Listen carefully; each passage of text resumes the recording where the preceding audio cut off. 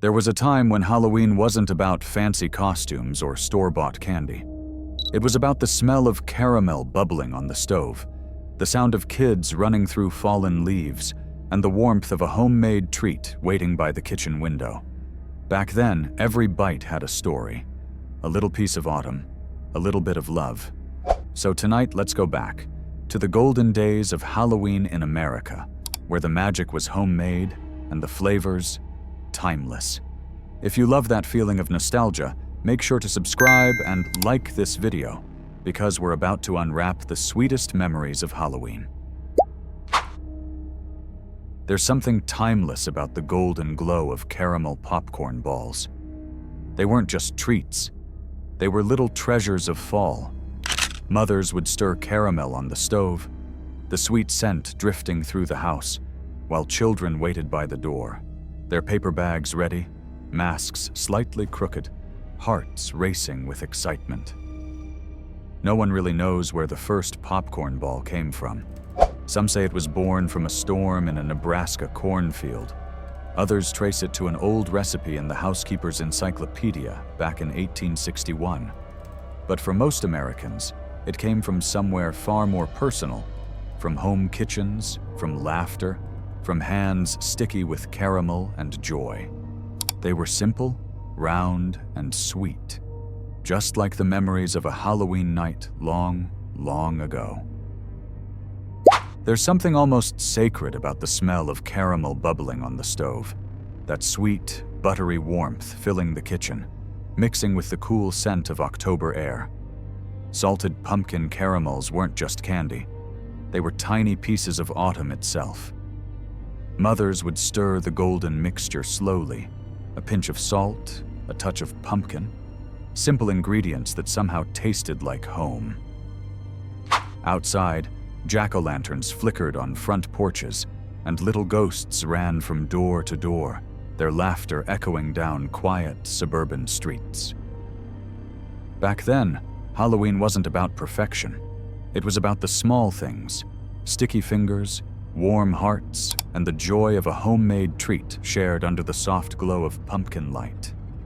And one bite of those salted caramels could bring it all rushing back. If there was ever a taste that defined Halloween, it was the glossy, golden glow of a caramel apple. Back in the 1950s, a craft salesman named Dan Walker had a little too much leftover caramel, so he dipped a few apples in the pot. And somehow he dipped right into history. You'd see them gleaming on kitchen counters, wrapped in wax paper, waiting for tiny hands that couldn't resist.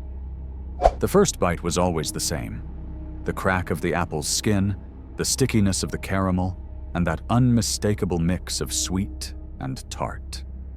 Dentists may have groaned, but children, they didn't care. Because on chilly October nights, with pumpkins glowing and laughter echoing down the block, a caramel apple wasn't just candy. It was the flavor of childhood, the taste of Halloween itself. There's a kind of joy that only comes from the first bite of a whoopie pie. Soft, sweet, and made with love. Legend says Amish farmers used to shout, "Whoopie," when they found these little cakes tucked into their lunch pails. And maybe that's where the name stuck. By the early 1900s, whoopie pies had made their way from country kitchens to bakery shelves, but the magic never left them. This pumpkin version, golden, spiced, and tender, feels made for Halloween nights, when the scent of cinnamon drifts through the air and laughter fills the house. They weren't fancy, just two cake-like cookies with creamy filling. But in every soft bite, there was warmth, family, and the comforting taste of home. Marshmallow Treats. Born in 1939 from the simple genius of Kellogg's employees Mildred Day and Melita Jensen, these sticky golden squares became a Halloween staple across America. Moms would stir the glossy mixture of marshmallows, crisp rice cereal, and butter, pressing it into pans before cutting it into perfect squares, or sometimes shaping them into pumpkins, ghosts, or anything a child's imagination could dream up. Each bite was soft and chewy, sweet but comforting, like a taste of childhood itself. Maybe you remember the feeling. Sitting by the window with your costume half on, waiting for the night to begin, the first marshmallow treat melting a little between your fingers. It wasn't just candy. It was the flavor of simpler times, of laughter echoing down a leaf-covered street. There's something timeless about the smell of roasted pumpkin seeds drifting through a cool October evening.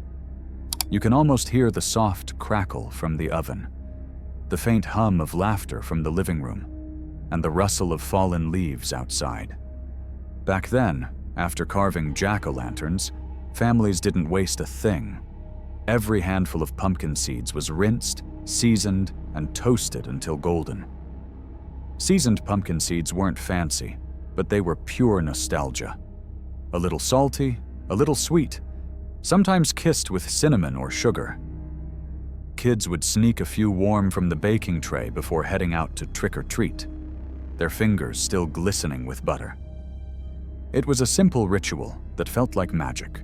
The warmth of home, the scent of autumn, and the taste of something ancient yet familiar. In every crunchy bite, you could feel the season and a memory coming alive again. There was something almost magical about Honeycomb Toffee, that golden, airy candy that seemed to capture a bit of autumn sunlight inside every bubble. Back in the day, you'd find it wrapped in wax paper, tucked into candy bowls during Halloween parties, or shared between friends as they traded their trick-or-treat treasures on the living room floor. The first bite was always the same, a delicate crunch that gave way to a sweet, caramelized flavor that melted like warmth itself. It stuck to your teeth a little, but no one minded. That was part of the charm. In those moments, under the soft glow of pumpkin lanterns and the sound of leaves tapping against the windows, Honeycomb Toffee felt like more than just candy. It was a tiny piece of joy, light, fleeting, and unforgettable, much like Halloween nights long ago. There's something wonderfully mischievous about a bowl of slime popcorn on Halloween night. Sticky, sweet, and glowing in that playful shade of green.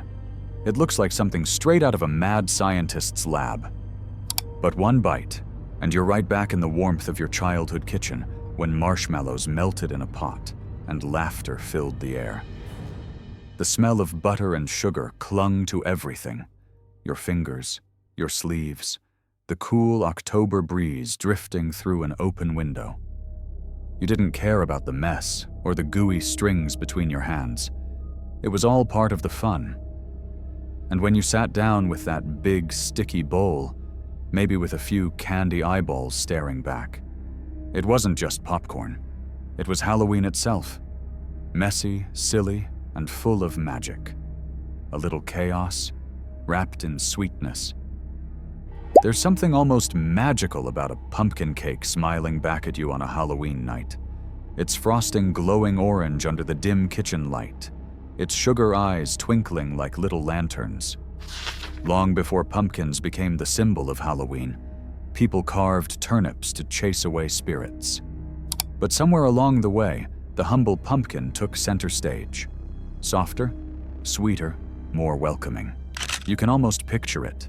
The laughter of kids in homemade costumes, the creak of the front door as someone comes in from the cold, carrying a cake shaped like a jack-o'-lantern. The scent of cinnamon and baked pumpkin fills the room, mingling with candle wax and autumn air. It's more than dessert. It's a memory of warmth and togetherness, glowing gently in the heart of October. Back in the crisp autumn evenings of the 1960s, before Halloween meant store-bought candy and neon lights, there were Hoot Owl Cookies, soft, buttery treats shaped like little owls with chocolate eyes that seemed to watch over the kitchen. Mothers would line the counter with them, their scent of sugar and cocoa filling the house, while kids pressed their faces to the oven door, waiting for the magic to happen. Each cookie came out just a little different. One mischievous, one sleepy, one wide-eyed and wise. And somehow, that was the charm. They weren't just cookies.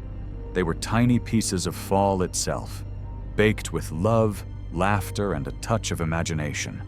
The kind of memory that still warms you decades later, when the leaves start to turn and Halloween drifts softly back again.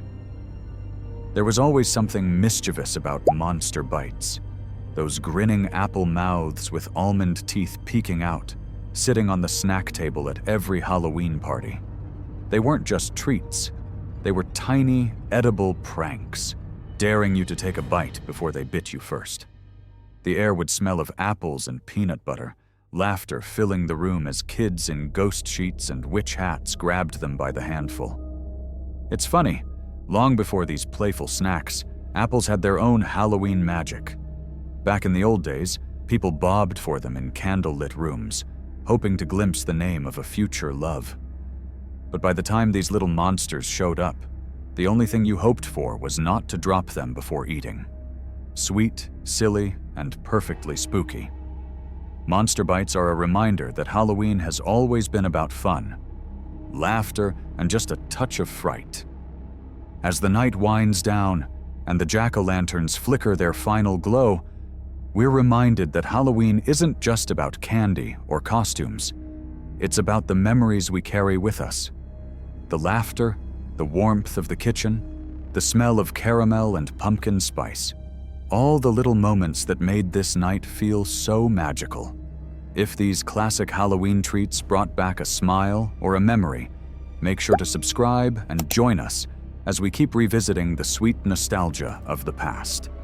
Have a happy Halloween, everyone. May your night be filled with laughter, cozy lights, and just the right amount of spooky magic.